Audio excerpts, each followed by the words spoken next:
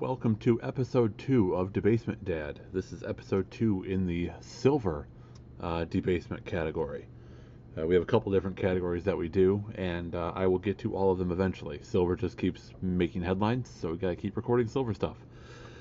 Be sure to like, comment, subscribe. Let's talk about these things. Let's grow this community together. Let's talk this out. I'm always willing to learn. I'm new to stacking. I've only been stacking for 6 months, and I feel really good about it. So here's kind of the idea in this one. I kind of just want to talk about, um, you know, things I've seen, learned, heard in the space, out in the open, at the local stores, from a local bullion dealer that I now trust. Let him in my house. We sat at a table for 2 hours talking. He's kind of in the same boat I am. I don't think silver's done running.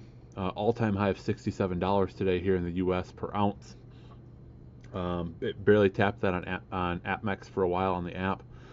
One of the things I want to talk about, though, is some things that I'm seeing from people in the space. And a lot of people, when they're new to stacking, don't have a plan. And that's not necessarily a bad thing. When I started stacking earlier this summer, it was like 30 some dollars an ounce. I don't remember what it was. I bought 10-ounce bars for 30, I think, because I took so much at one time just to take dollars out of the dollar and get it. I think I did like $6,000 worth of stuff at 30 something an ounce. So the local store was like, "Yeah, we'll just do round numbers. It's fine." Do not leverage. Do not do card transactions to buy this stuff. Get hit with that card processing fee, etc. You could also probably get hit with a tax of some kind. Generally, bullion dealers like to move cash, swap the dollar bills for the metal, or vice versa if you're selling it into them. Either way, however that works.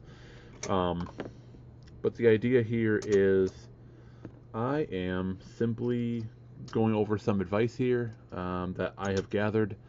This is off the cuff. I don't record. I don't script. I want it to be a genuine video. I want it to be genuine feeling. I want it to be real.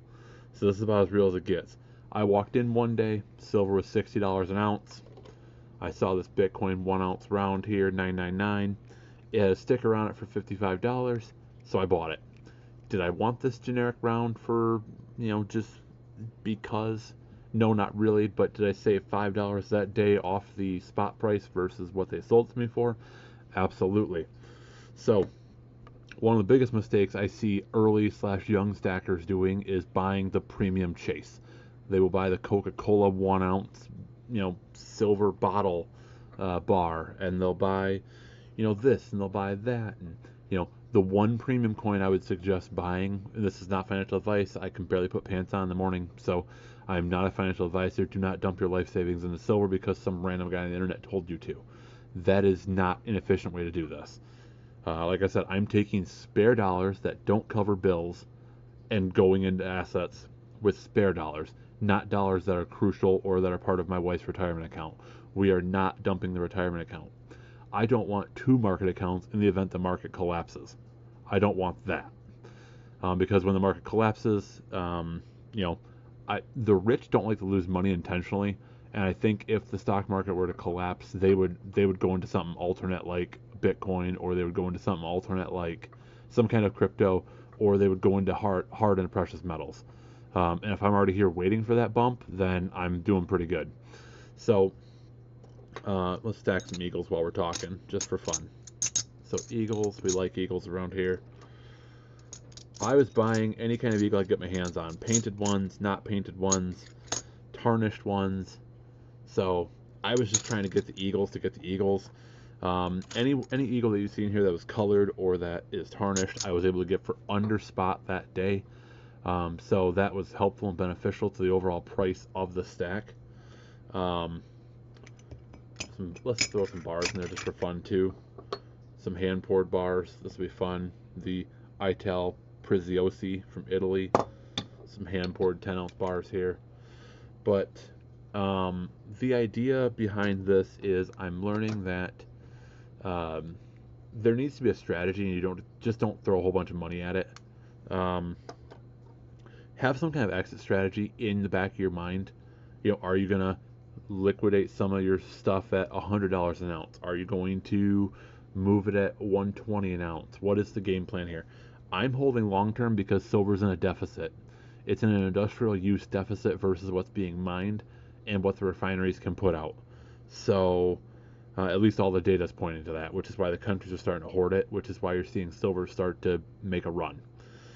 If your strategy is to convert to gold to preserve wealth, you know, look for your gold to silver ratio. When I first started getting into this, it was like 100 to 1.